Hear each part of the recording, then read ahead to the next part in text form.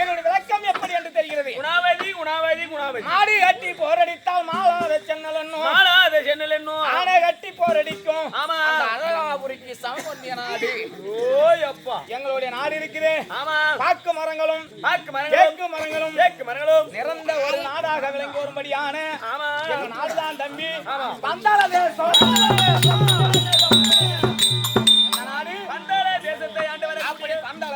தகத்தோடு பரிபாலனம் செய்து வரும்படியான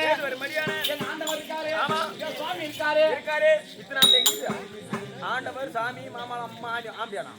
கணவர் பேரை சொல்லக்கூடாது. ஓஹோ. கொண்டவன் பேரை சொல்லக்கூடாது. கொண்டவன் பேர் சொல்லக்கூடாது. கோயிந்தனார் பேர் தான் சொல்லணும். அப்பதான் ஒரு வார்த்தை வரும் தம்பி. ஆனால் என் மன்னவர் இருக்கிறாரு.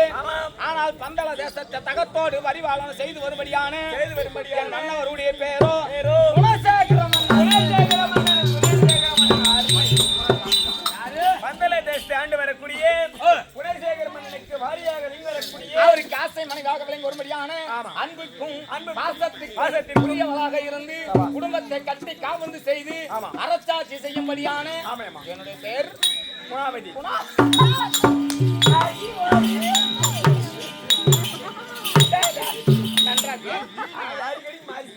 ஒரு பொன்மையில கொளுத்து போனாங்கன்னா கொண்டு வச்சுட்டாங்கன்னா ஊசி வைப்பாங்களாம். ஆமா. அப்ப என்ன வேணா கொளுத்திட்டு பார்த்தா பாதி எரியும் பாதி எரியாம இருக்கும். அப்ப ஏஞ்சி ஓடி வருமா. அப்ப பார்த்தா எப்படி மூஞ்சி பார்த்தா போனமானா நீ வந்து ஆட வேணாம். சரி விட்டு நீ கேளு. அப்படி இருந்தாலும் அவருக்கு மனைவியாக இருந்து எங்களுடைய நாட்டிலே குறை என்பது கிடையாது. பெரிய பெரிய பாக்கு மரங்களும் தேக்கு மரங்களும் ஆல மரங்களும் அத்தி மரங்களும் அதிகமா இருக்குது. பாக்கு மரம் தேக்கு மரம் இதெல்லாம் நிறைந்த நாடு. எங்க நாடு அடர்ந்த வனம். அந்த வனத்தில் இருக்கக்கூடியதெல்லாம். ஆனா எங்களுக்கு நடுவிலே ஒரு தீவு பந்தள தேசம். அப்படி பந்தள தேசத்தை தகத்தோடு பரிபாலனம் செய்து வர முடியாது அன்னவருக்கு. என் அன்னவருக்கு நான் ஆசை மனைவி குணாவதி. குறை இல்ல, எந்த ஒரு குறையும் கிடையாதா? ஆண்டவனுடைய அருள். ஆமா. சிவபெருமானுடைய அருள். அந்த சிவபெருமானுடைய அருளினால் நாங்க அல்லும் பகல் 60 நாளைக்கு நேரமும் வேண்டக்கூடிய தெய்வம் செல்வாக்கு இருக்குது. வேற ஏதாவது உனக்கு குறையான்னு கேட்கிறேன். இந்த செல்வாக்கெல்லாம் இருந்து என்ன புண்ணியம்? மன்றே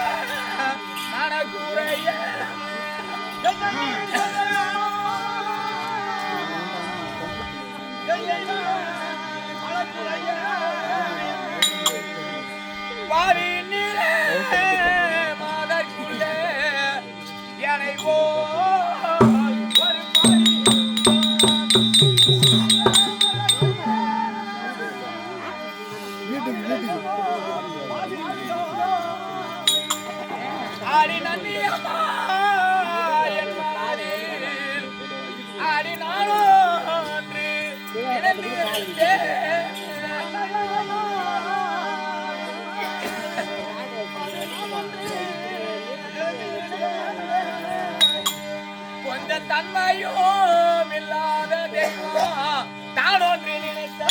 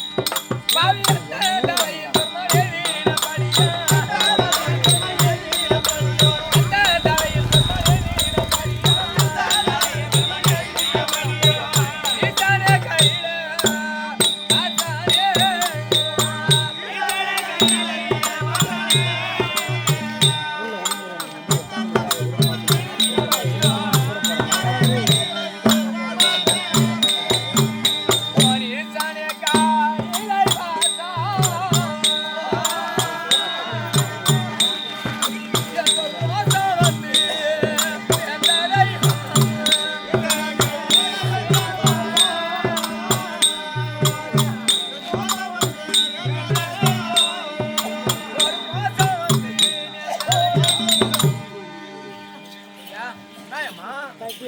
அதுவும் பகலா 60 நாழிகை நேரமும் ஆமாம். இடவிடாமல் அரணே பரணே கங்காதரனே ஆமாம். அப்படி என்று அந்த ஆண்டவனை துதி செய்து நான் வந்தனே. ஏன் இப்படிப்பட்ட ஒரு கொடுமையை எனக்கு செய்தான்? உன் தெய்வமே நான் என்ன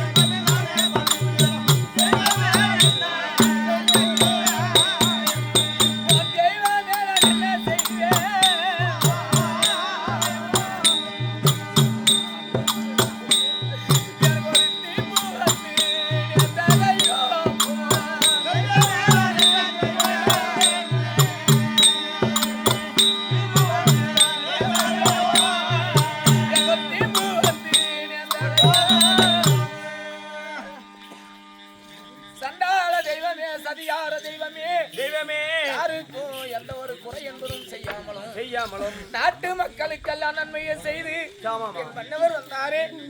ஏன் இப்படிப்பட்ட ஒரு கொடுமை? ஏன் எங்களுக்கு என்று இப்படி கடவுள் எதிர்த்து விட்டானா? அதை கேட்கும் போது என் மனமாகப்பட்டது வேதனையாக இருக்கிறேன். எல்லாம் பதைக்கிறேன். என்னவென்று உனக்கு சொல்லுண்டா? பெண்ணாக நான் என்ன சொல்றேன்னா,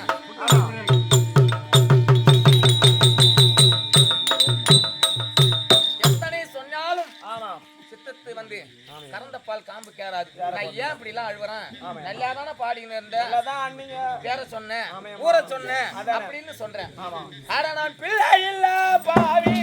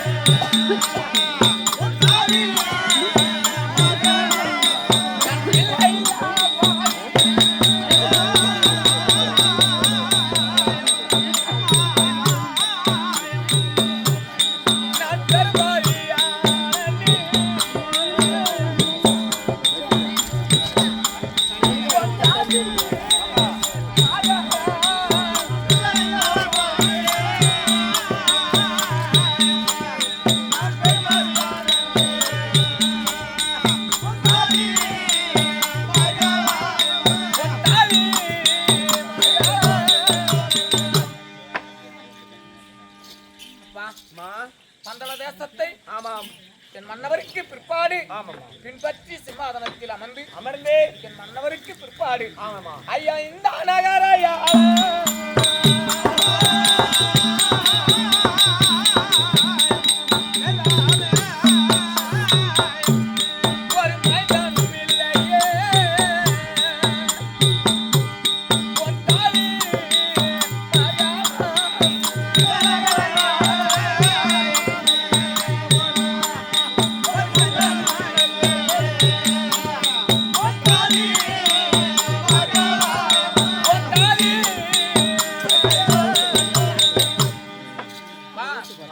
என் மன்னவருக்கு பிற்பாடு நாட்டை பின்பற்றி ஆள்வதற்கு ஆனா இவ்வளவு நாளா ஒரு பிள்ளை என்பதே கிடையாது.